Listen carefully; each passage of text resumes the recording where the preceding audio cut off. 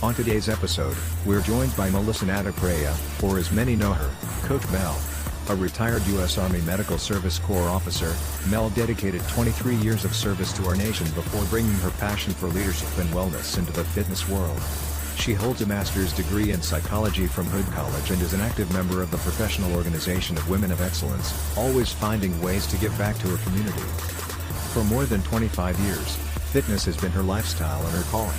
Now, as co-owner of MK Elite Fitness, she serves as a master fitness trainer certified through the National Academy of Sports Medicine. She specializes in high-intensity interval training, women's and senior fitness, Thai body massage, and yoga instruction. As a health coach, veteran, mother, and advocate for behavior change, Mel is passionate about helping people transform their bodies and lives through functional fitness, nutrition, and a holistic approach to wellness. Her motto says it best: if you touch it, you are committed. Please welcome Coach Mel to the show. Hi.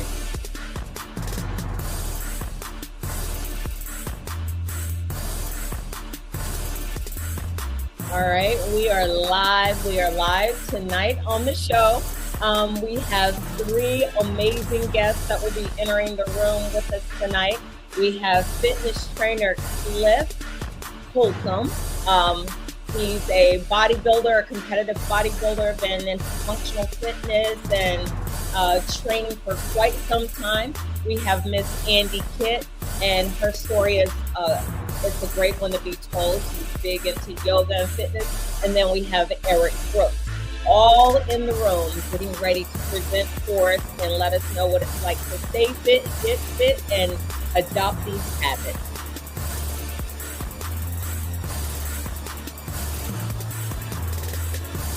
Hi, Cliff. How are you? How you doing? I am great. I'm great. Thanks for having me.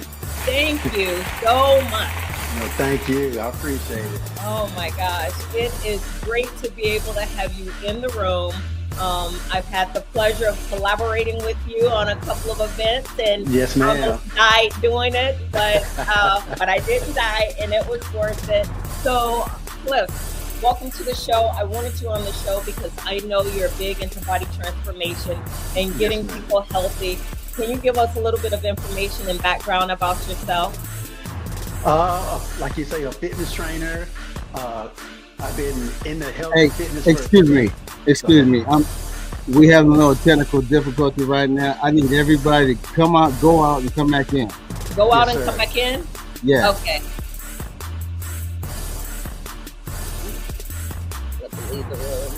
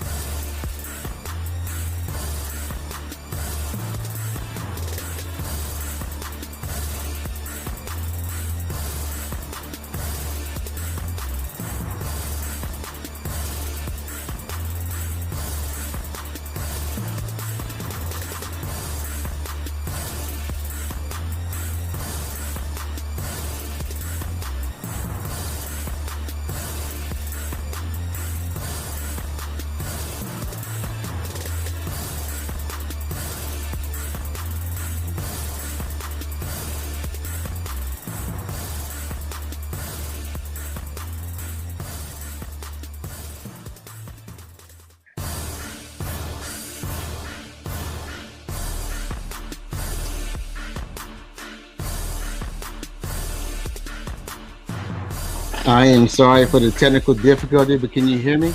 Yes, sir. Yeah. I hear you. Okay. I am not understanding why the music is still playing.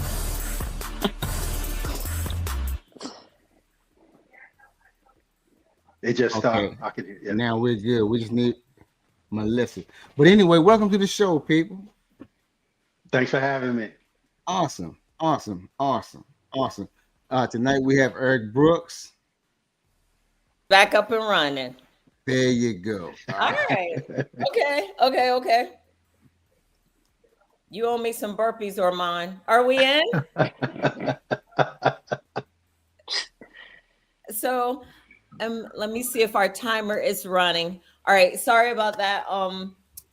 technical difficulties, but the show must go on. We have some amazing guests. We have Mr. Cliff on here, Mr. Holcomb, Andye Kitt, and Eric Brooks.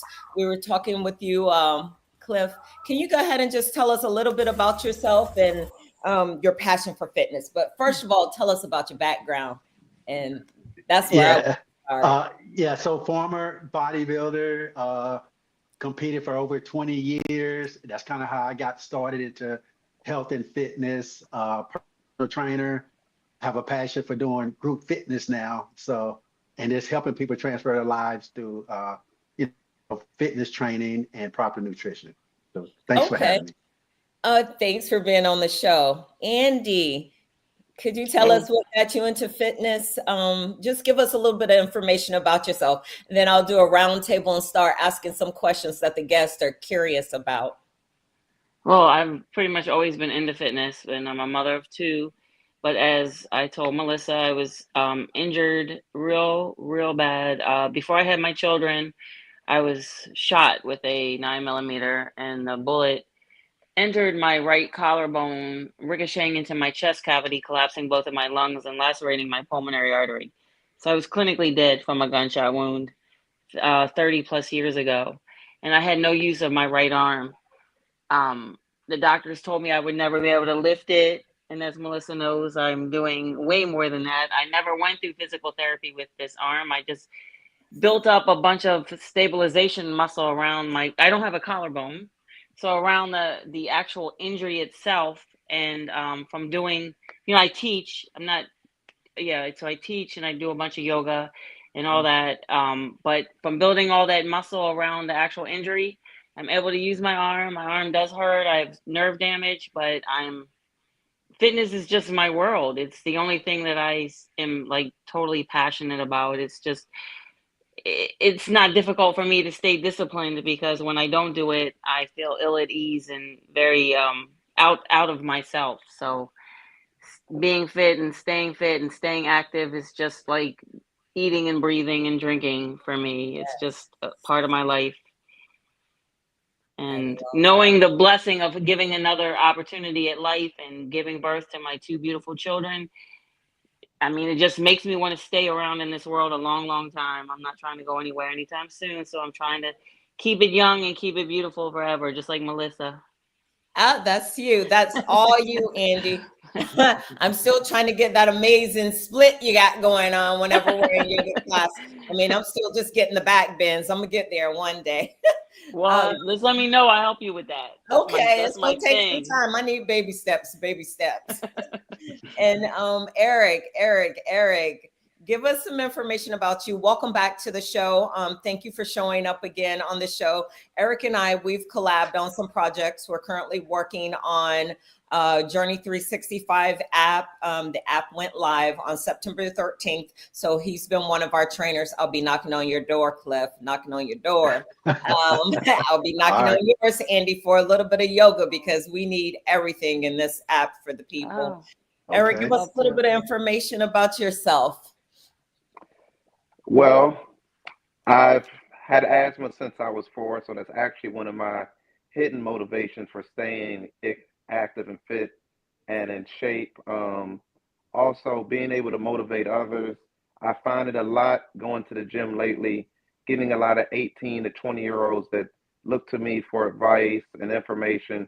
And you always want the next generation to be better than the previous. So I love giving them gems, helping them out any way that I can. And I just want to be an example for anyone that's around me to be like, hey, that guy's doing something good with himself. And if he's doing something well with himself as far as taking care of himself, I can do it too. So I just want to be in a motivation for anybody around me. I love that.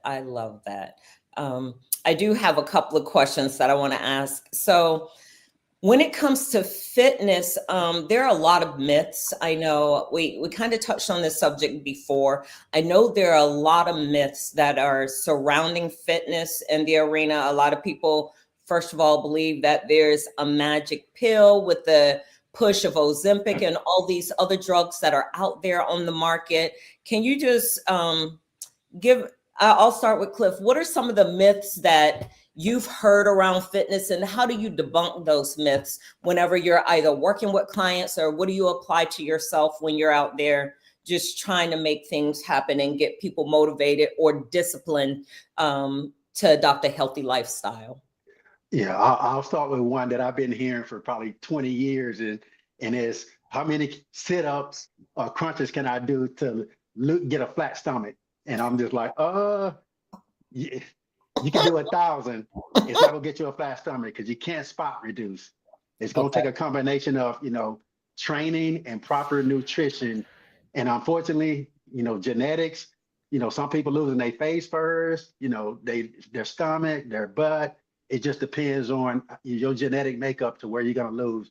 A lot of people, they start to lose it in their face, and I tell them that could be a sign that eventually you're going to get to the stomach, but doing sit-ups, you're not going to get a flat stomach that way. So that's one. And another one that I've heard for years is, when people get older, they start saying, oh, my metabolism is slowing down and I can't lose. And I'm like,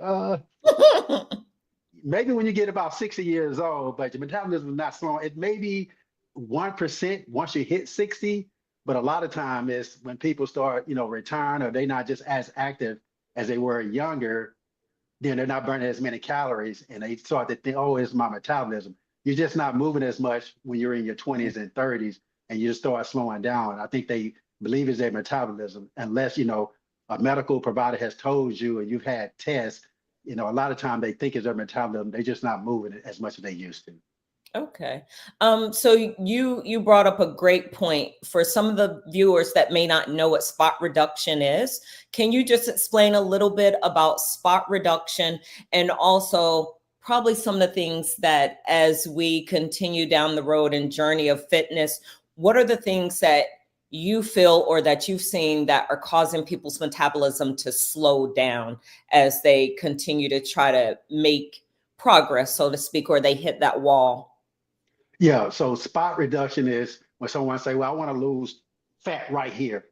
You can't spot reduce that. Or it's kind of like if you're doing bicep curls, for example, you're working a muscle, but you're not actually losing body fat. Now you are burning calories, which will result in you possibly losing body fat with proper nutrition, but you can't spot reduce body fat in a certain part of your area. So that's what I mean when people are doing crunches. A lot of time they feel the burn in that area, but that don't necessarily mean that you're losing body fat there. You're just working the muscle, which is the muscle is here, the body fat is here. Once you start losing the body fat, you start to see the muscle. And that's when people say, oh, I'm starting to get toned. You kind of lost the body fat. And then that's when you can see the tone. And then what was the second part of your question? The second part was you spoke about metabolism. So what are some of the things that you've seen in the fitness arena that are causing either your clients or people that are asking questions? Okay, I'm 30 years old, my metabolism has slowed down. What are some of the reasons you think in your mind behind that? Just lack of movement, and then also extreme dieting can possibly cause your metabolism to slow down because you've been dieting for so long, and your body's like, okay, I'm just going to hold on to what I have, and then you're not losing. So then your energy level you're not burning as much. Another thing too is I tell people get annual checkups. Possibly you could have an issue with your thyroid. It's just underactive, so you're not burning as many calories that way. So make sure you get annual physicals, get blood work done. But a lot of time I tell people it's not the metabolism, it's just what you're probably doing. So as far as your exercise, you're just not moving as much as you used to. And then also extreme dieting can, like I say, make your metabolism slow down because your body it hits a wall, it's a plateau, and it's not going to burn anything. And then possibly also once you start losing muscle, if you're not doing proper strength training, muscle helps you burn body fat. And a lot of times they overdoing the cardio, and not doing as much strength training. So proper strength training, cardio, and nutrition, that's how you can keep your metabolism burning. Okay. And Andy, for you, What are some of the myths that you've heard surrounding fitness? Because I know you've been doing yoga now for a very long time, and I've watched you from a perspective of a yoga teacher, amazing form. Like Oh, thank you. I've watched you throughout the classes when I teach, and just your story alone has me in awe because you came back with a vengeance and very resilient. And I know a lot of people, when something happens to them, they're like, well, I can't do this and I can't do that. And what I admire about you is I don't see you putting limits on yourself. I will So never put limits on myself. that is what people need to hear. So what are some of the myths that you've heard surrounding fitness? Well, more on what he said is definitely what, the spot reduction isn't a thing. And again, doing too much cardio is definitely not healthy. You need, for women especially, we need a lot of lean muscle mass, and the more lean muscle mass we have in our bodies, the higher our resting metabolic rate is. So the more calories we burn when we aren't doing anything, first of all. And yeah, so like the dieting and the pills, I don't believe in quick fixes. I believe in putting in the hard work because it makes you appreciate your body. Like you see me with my splits and stuff. I can't take a pill that can make me be able to do a split. Girl, if I you have can to put in find the one, hard send it work. my way. Send it my way. I mean, everything is hard work and dedication. It's with anything else in life. If it's something that you want, then you go after it and you put the work in to achieve it. So it's and I don't believe in the dieting. I don't believe in Ozempic. I mean, I'm not into the skinny look anyway. I like a woman with body on her, like, I don't know, personally. Yes. So I just believe in being healthy. So it's a matter of just moderation. If you try to limit yourself, if like you crave sweets and you try to say, oh, I'm not going to eat sweets anymore, you're going to drive yourself crazy. It's just trying to do things in moderation. Okay. Okay. Along that line, Eric, for you, what have you found that how can people avoid these type of pitfalls in your mind based on the years you've been training and the tips that you've given in the gym or for individuals that are coming to you for advice, all these myths that are surrounding fitness that you've heard? What are some of the pitfalls? What are some of the ways people can avoid these pitfalls? The main thing, it's a marathon, not a sprint. You're not going to learn everything on day one, but as you go along your journey, maybe, okay, as I'm focusing on my weightlifting, I can follow what this person or that person is doing. And if I don't understand what they're doing, ask them some questions and implement those things into my weight training. Or the same goes in the diet. Why are you eating this amount of protein or this amount of carbs, fats, etc.? Cardio, how long are you doing your cardio? What's your resting heart rate, and what is your heart rate when you're doing your cardio? But plug and play, because each body is different, like Cliff has said. So once you figure out what works for your body, then you can implement more things, and then certain things you might have tried, oh, it doesn't work for me, but at least I know and I can get rid of it. But the biggest myth I believe is some people think it's just one cookie cut formula for everybody, and it's just not the case. You got to play around with what works for you and go for there. Okay. Yeah, that's so true because I know I've dealt with a lot of individuals. They're like, how did you get here? Just give me your meal plan, give me this, and let me try it. So what works for me may not work for you because at my ripe old age, I'm not old, but I'm just saying, I probably do more now in my whatever age I am versus when I was in my 20s. Absolutely, yeah. We'll just leave it at that. So I'm thinking about how busy everyone is. And again, thank you for being on the show. So with that plan in as a factor, when your life is extremely busy, what are ways that you have found to get your fitness in? Because I will tell you, the biggest thing I've run into as a trainer is I will always hear people tell me, I don't have the time. I just do not have the time. I'm going to throw that out there to Cliff. What do you think about that? And what are some ways to get around that? It's priority. You got to prioritize your workouts just like you do doctor's appointments, going on family vacations, getting up to go to work. It's all about priorities. You know, for example, you know, this morning I was on the treadmill at 2:30 a.m. Yeah. I got to be on Tuesday and Thursday. I got to be at work at 4:30. So I make sure I get my workouts in. And it's the same thing. If you really want it, you'll make time for it. And you know, I normally tell people, look at your schedule. You know, if you got a doctor's appointment, guess what you do? You put it on your calendar. You don't want to make sure you miss that. You got to go up to work, set your alarm. So put your workouts on your calendar and then schedule them when you know you're not going to cancel. Because a lot of times, you know, if you wait for after work, you had a stressful day, you're dealing with traffic, guess what? You're going to cancel. Do it first thing in the morning. You know, try that, because not everybody, you know, people used to ask me, what's the best time to work out? The best time to work out is when you know you're not going to skip or have to cancel. Because my workout time, you're probably not going to be getting up at 2 o'clock in the morning. So I think it's all about priorities. If you want it, you'll make the time to do it. Just plan ahead, put it on your calendar, and just like a meeting at work, you're not going to miss a meeting with the boss. So you're the boss of your health and fitness. So make sure you don't skip it. I like that. I like that. What about you, Eric? Because I know that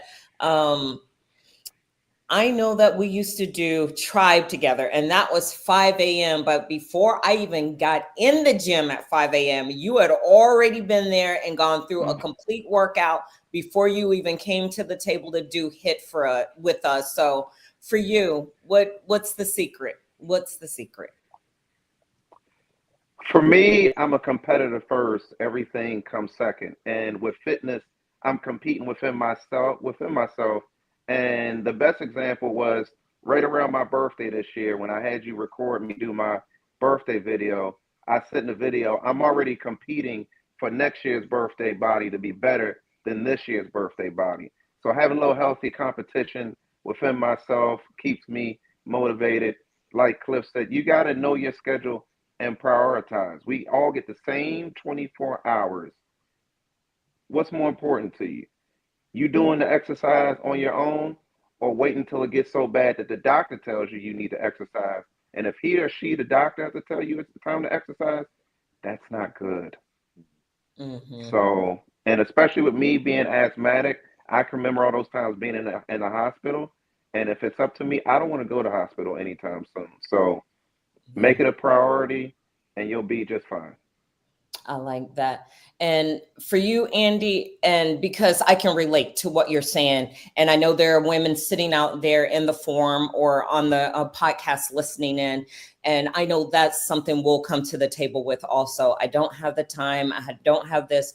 And I want to come at you with a different angle because you're a mother, you're a provider. Not saying that you gentlemen aren't providers, because you are, but as a mother, over the years, what have you found that has worked for you? Because I know we're trying to shuffle the kids off, make this appointment, do this, do that. How do you find time to make fitness a priority for yourself whenever you're balancing everything else? Well, when they were young, I have pictures and videos of me on the stair climber, like with my kids in the backpacks and all that on the stair climber with me. And a couple of the gyms that I worked at and stuff, I was able to bring them. Like, I just always, I don't know, I feel blessed. Always found a way, or through daycares, always found a way to be able to still get my workout in, even when they were little. I mean, they're not little anymore, but they're still my babies. But I just, like I said, it's just like eating and waking up and breathing. I have to find a way to do it. I have to. If I have to skip, doing something fun, because working out to me is fun. You know what I mean? I'm just going to prioritize my workouts before pretty much anything else, because it's my medicine.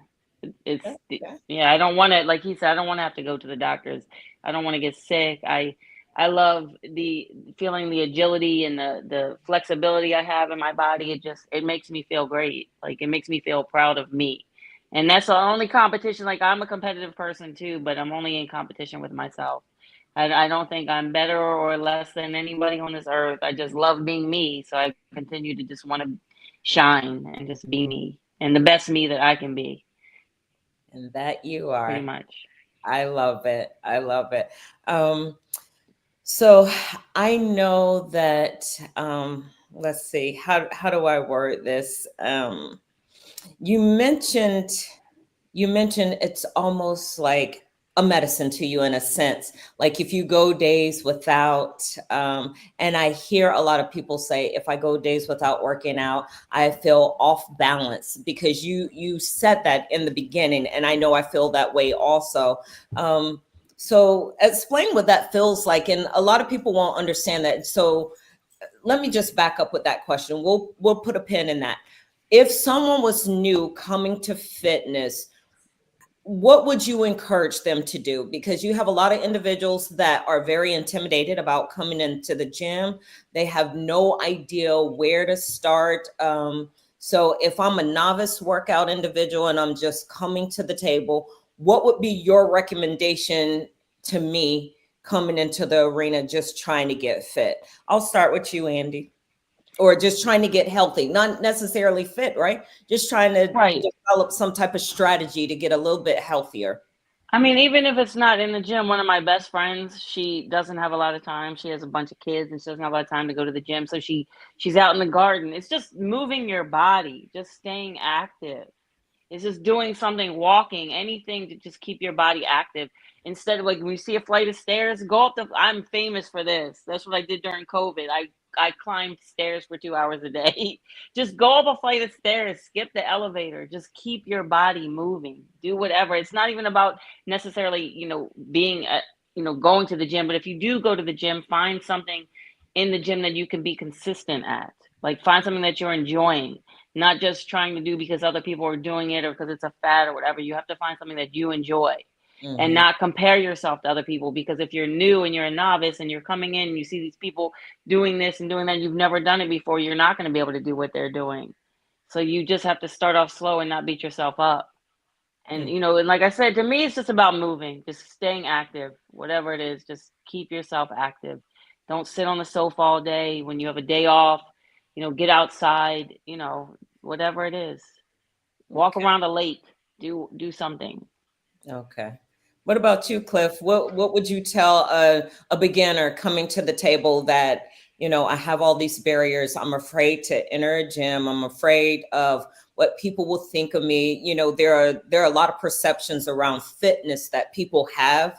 And I think I've heard people say, well, I need to wait until I develop a one pack before I come in there, whatever. And it's always something so crazy. So what would you tell a new individual coming to the table and where to Yeah, start? kind of to piggyback on what Andy said about just getting out, moving in the garden. You don't need a gym. If Mm-hmm. you got enough space in your house, you know what I'm saying, move a couch or something out the way, but you can do body weight exercises. You absolutely do not need the gym. And if someone, they say, hey, I want to go to the gym, well then, like what Eric said, seek out someone that you believe have the experience that can give you the knowledge to kind of, for one, do an assessment on you. Because a lot of time people go in the gym and they see people doing certain things, and that might not be the proper exercise that they need to start with. And then they see people doing things to where it might not be safe for them as a beginner to start out. They need a proper assessment to make sure something as far as doing squats. So they might have limitations. They might have to adjust how they're doing a squat. So I think seeking out someone that has experience can do a proper assessment on you before you even touch the weight, and then kind of go from there. But I would definitely say you don't need the gym. You can do body weight exercises. That's exactly what I'm doing currently right now. You don't need to start out going to the gym, especially if you don't have the money, or even hiring a personal trainer. A lot of time people just can't afford a personal trainer. So it's so much information out there on YouTube, Google certain things, do your research, because you could be following someone, they're on a different path than you. They could have been working out 10 years, 20 years. Mm-hmm. Genetically, they might be able to, do things that you're just not ready to do as a beginner. So seek advice for someone experienced, but you don't need a gym. You can start at home and just to kind of go back to when people are saying they're not ready or they wait to the New Year's resolution. The one thing I find out too, that kind of puts certain people in a uncomfortable situation because people call them New Year's resolution. They coming in the gym, they're gonna stay for 30 days. But I would tell people that say that, go help that person out. They probably would stay a lot longer if you go see. You can kind of tell someone new to the gym when they kind of looking like, what is this machine? What I need to do? I would encourage them to go up to that person and ask them, do they need help? That's what the community is about, is spreading that knowledge, like Eric said, teaching the young generation, saying this is what you need to be doing, starting out. That way they can kind of pass this information along. And that way those people would not just stay 1 or 2 months. They can kind of make it a lifelong journey. They just need assistance. I like that. Before I move on to Eric, you mentioned body weight exercises, and I follow you and I know that you do them. What's your favorite body weight exercise? Burpees. And why? Burpees. Burpees. Look, why would that be? Why, Cliff? Why? They're horrible. So, like Eric said, like he was talking about his birthday. Burpees is a challenge for me mentally and physically, and it's just something about them that I just absolutely, and because I haven't talked to anyone that say they enjoy burpees, but I absolutely love it, and I like the challenge. And like he was saying, that's one thing I do. I try to challenge myself. Again, I rely on discipline, but sometimes when I'm looking for motivation, like recently, I seen a video. It was a guy who was saying how many burpees you could do in a minute. That first minute I did 25, and I was like, no, I got to do better than that. So I was able to, 28 burpees in a minute. And then I did another challenge where I was trying to do 100 burpees in 5 minutes.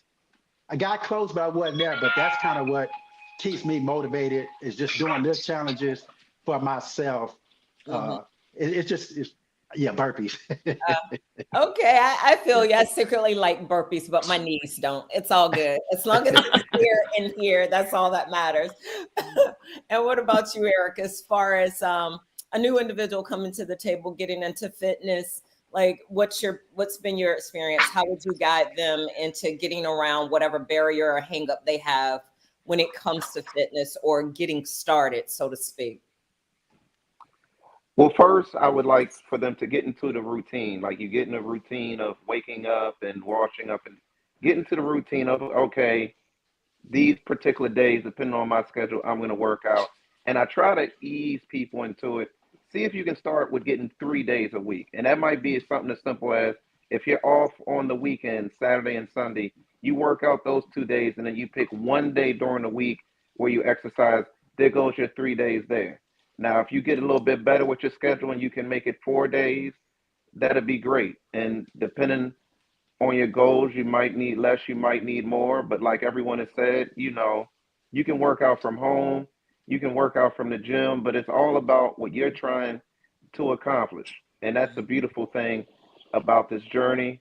And I think the biggest thing people run into is they come in excited and they come in with, well, I want to lose X amount of pounds. And then they hit that mark and then they have no more goals left in their fitness journey. And then they end up either putting that weight back on or developing those bad habits that they had. That's why I chose, for example, to have that long-term goal of being better this time around next year instead of just a short 1 month goal, 2 month goal.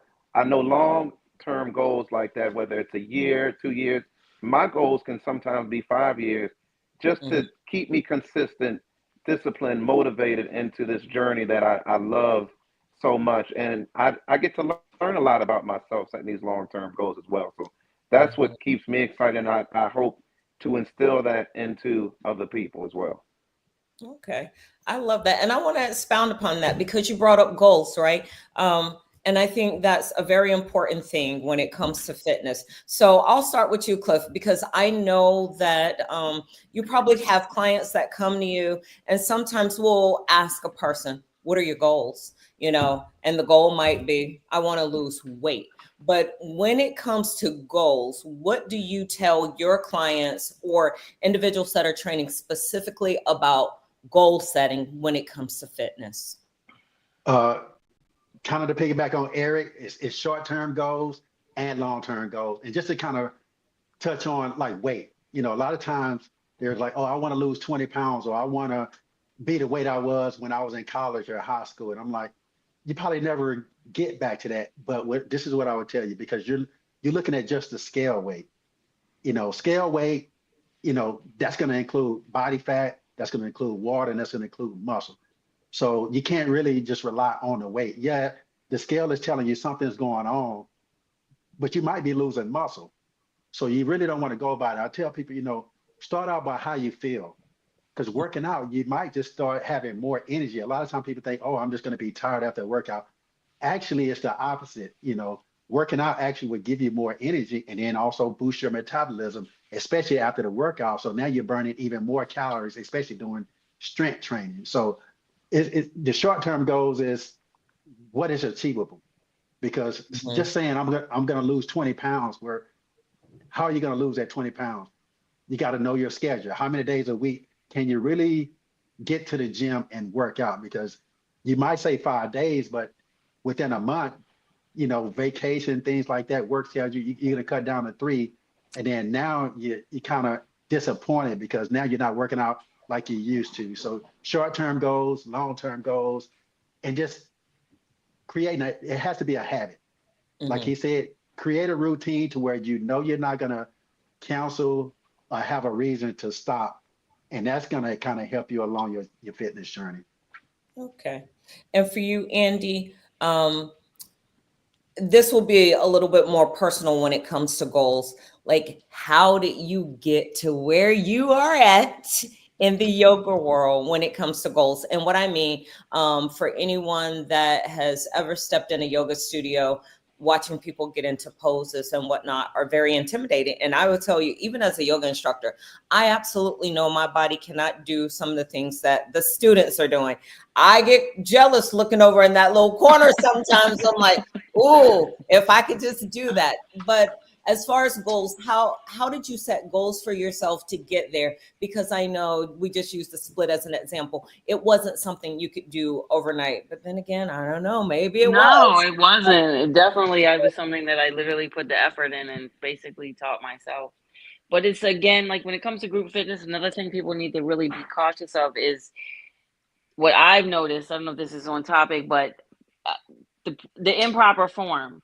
And then when people are using improper form, not only are they going to probably end up getting hurt, but they're not going to achieve the goals that they're looking for. So I'm a big stickler on proper form. It's so important.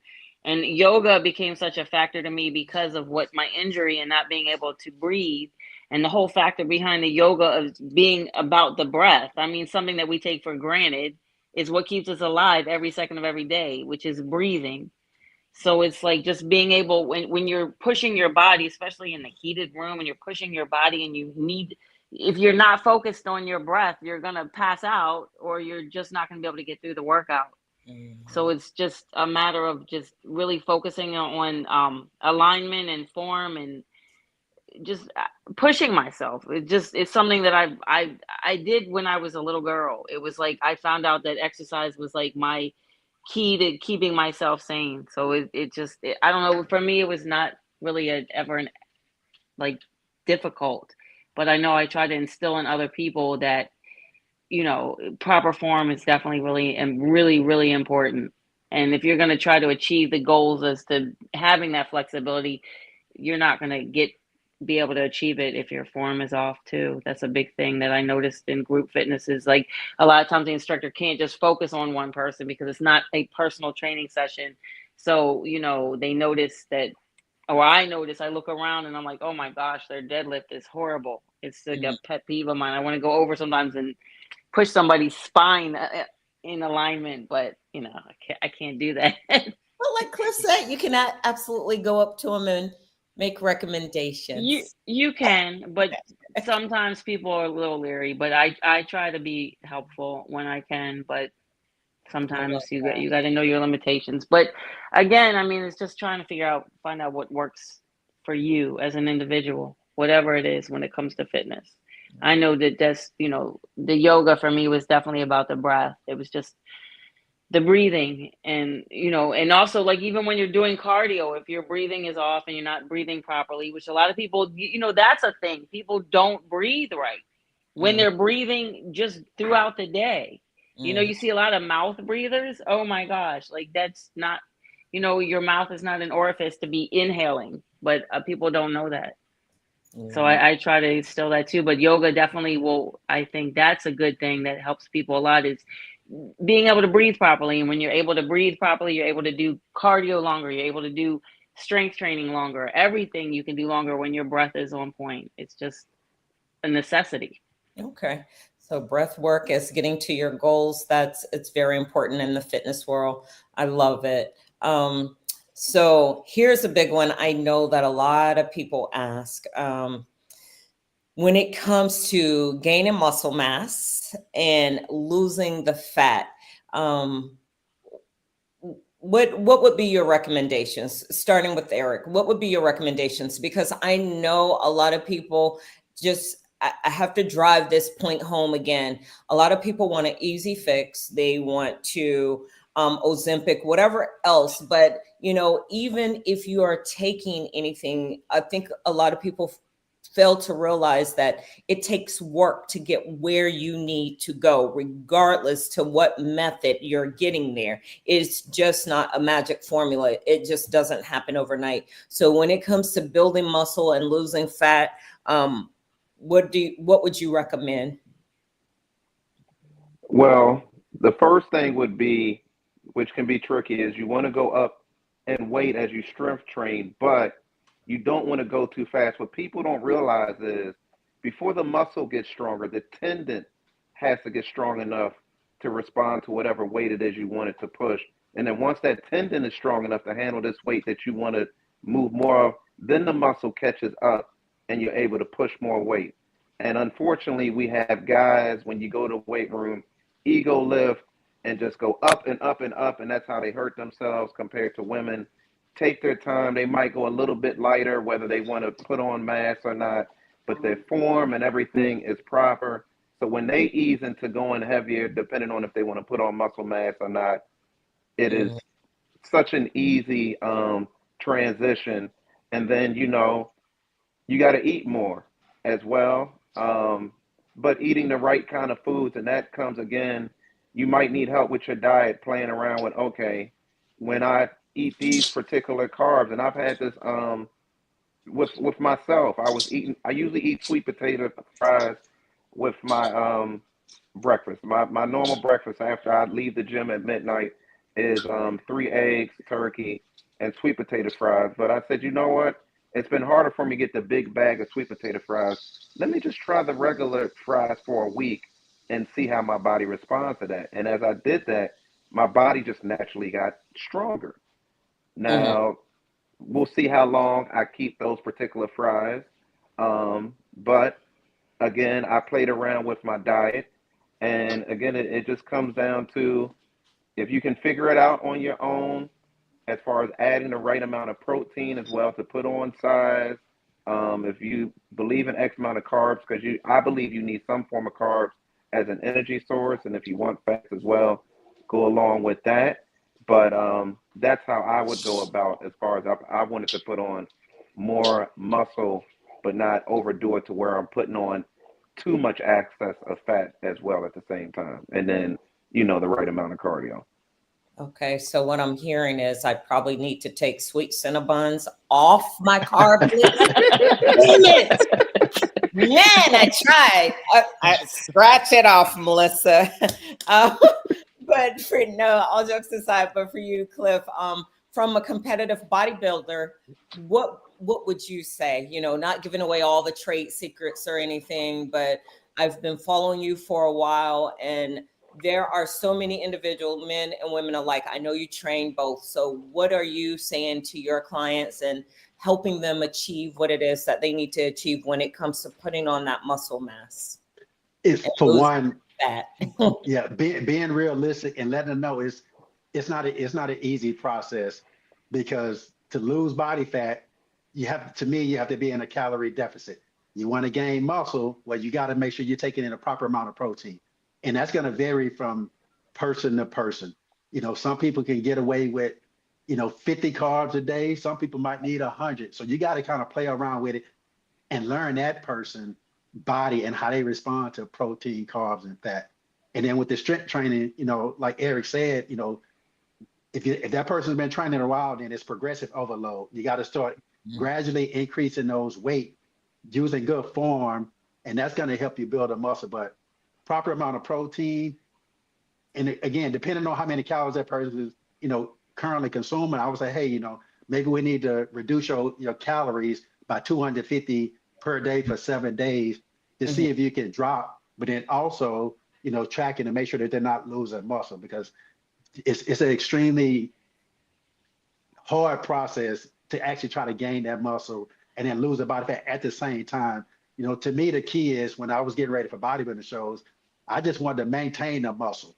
I didn't want to lose, because dieting for 12 weeks, it can be extremely hard to try to hold on to that muscle when you're in a calorie deficit. You're doing cardio, you're strength training, you're trying to get enough sleep, you're trying to get your water intake. It can be difficult. It can be done, but again, I think every individual is different, and you just got to kind of play around with their diet and their strength training to make sure you have a proper program for that individual. Okay. And a different spin on it from your perspective, Andye, and I say this because I'm coming now from the perspective of our women viewers, right? I hear so many women say this. I don't want to touch weights. I do want to lose weight. However, I don't want to get bulky. I don't want to put on all this muscle mass. Right. Well, I try not to put it out there like that. Oh my goodness. But I'm all about unbigging my back, and I love muscle. So what would you tell our female listeners when it comes to us lifting weights and building that muscle mass and losing that fat? Predominantly, most women are not going to get bulky. I mean, you have to be in the weight room, like lifting heavy weights. But if you're like lifting for reps and you're using, like 5, 10, 15-pound dumbbells, and doing your exercises properly and doing high reps and eating the proper food, I mean, I'm big on just eating healthy. I don't diet. I don't believe in diets. But just, again, you're put getting Cinnabons bulky. back in my meal plan. I mean, in moderation, Melissa. Moderation. Oh. I don't have a sweet tooth. My downfall is I like my whiskey, so that's where I get my empty calories from. My friends will tell you. But yeah, I don't have a sweet tooth. I don't like sweets. I'm big into eating a lot of greens and a lot of high protein. I don't eat a lot of junk. Again, that's not hard for me though. It's just how I like to eat. But yeah, I don't believe in dieting. But getting bulky or saying, oh, I want I don't want my thighs to get big, but I want my butt big. None of it makes sense. Like it's all your body is one entity. It's just one body. Everything is connected, so everything works together. And the way you're built is we're all built different, so everything is going to be different for everybody. Okay. Yeah, I just believe in just being healthy. That's my goal. Is just be healthy. I love it. So just a kind of final question going around the room. When it comes to health and fitness, what would you tell an individual about how to stay focused, making fitness more sustainable for you? I know we'll hear it's a lifestyle, but for some people, they can't relate to that, right? Just like, all right, it's just exercise. It's something that I got to do. My doctor told me to do it. I got to do X, Y, and Z. So when it comes to fitness and making it a sustainable part of your everyday life, Eric, what would you tell people? Well, kind of with that Cinnabon thing, we're going to piggyback on. Give yourself a reward, because unless we're getting on stage, I like you, Eric. nobody has the perfect diet. And I love going to wineries. So for me, it's okay, if you do good throughout the week, your reward can be a glass of wine. And then, I go through the next week. If I do good, then I can go out and have, that burger loaded with X, Y, and Z, et cetera, et cetera. So I kind of piggyback off Andye to a degree. Cheat meal here and there doesn't hurt you. Now, if every meal's a cheat meal, then we got, something we need to talk about. But yeah, you'll drive yourself crazy if you eat super clean, and that's something Cliff talked about 24/7. So yeah, have your moments where you know I need to do right, eat right, work out, etc. And then when the girls or the guys, want to meet up for something here or there, you've earned it because you put in the work all this week. So that's one way to make yourself feel normal and not overwhelm yourself, especially in the beginning of this fitness journey. Okay. And Cliff, what would you say? What makes fitness a sustainable habit versus a temporary fix? The one thing I rely on is when someone come to me looking for advice, and once they've gotten started and they're saying it's hard or I'm not motivated, I tell them, why did you start? What is your why? Yeah. Once you go back to your why did you start this journey in the first place? That kind of put them back in line to, okay, I want to continue to do this. And it's going to be different for everybody. As we get older, you want to be healthy, so you don't go to the doctor and the doctor's saying, hey, you need to start doing this because you pre-diabetic, or if you got the little ones running around, you want to be able to have that energy to go chase them, the little ones, in the house. So it's going to vary for everybody, but knowing your why, that's going to keep you going. And like you say, reward yourself for, those milestones that you hit. And again, dieting is different for someone getting ready for a competition, but truly living a healthy lifestyle, feeling good, that's kind of what it's all about for me. Is somebody said, eat my Cinnabons. Yes. Oh, yeah. Whoever you are, I love you too. Yes. Yeah, I won't eat the Cinnabons, but I have a banana nut muffin here and there. Okay. I can go with that. And for you, Andye, what would you tell people about fitness and making it a sustainable part of your life versus, okay, it's a quick fix. I got where I want to go. Oh, I'm about to put the swimsuit on. I'm going to the beach. And now I'm going right on back to whatever I was doing prior to. I mean, that's like saying you brush your teeth in the morning so they're clean now. You got to wait, brush them again, right? You get dirty, you take another shower. It's the same thing with fitness. It's being consistent. It's something that you have to do regularly if you want to achieve the goals and be healthy. And again, it's like it's not dieting. It's just a matter of just trying to maintain a healthy lifestyle, eating what you should be eating, avoiding things that you should be avoiding. It's just being healthy. If you want to feel good, it's not necessarily about looking good. It's about feeling good, right? Everybody wants to feel good. Looking good, it's superficial. It's from the inside out, and that's why I do what I do, because I like to feel good and look good, but I like to feel good. I like to wake up in the morning and have the energy that I do and go do what I do and be able to do what I do. And so I hope that I am an inspiration. I mean, I know I have been, and people have told me I love being an inspiration for other people, women especially, but to help them achieve their goals and realize that sometimes what our imperfections are not, they're not imperfections. They're what makes us beautiful and unique. I love it. So with that, we're coming to a close, but with parting words, I would like to open the floor up to each of you just for about a minute. Just tell me, with parting words, what would you tell people overall about fitness, about how to get started, and just a quick recommendation. Cliff? I would say once you get started, you definitely won't regret your fitness journey, and you start seeing those results. And I tell people too, take pictures, because sometimes you think you're not getting results, but you can go back and look at those pictures and say, man, I'm making a change, because sometimes we don't see it ourselves.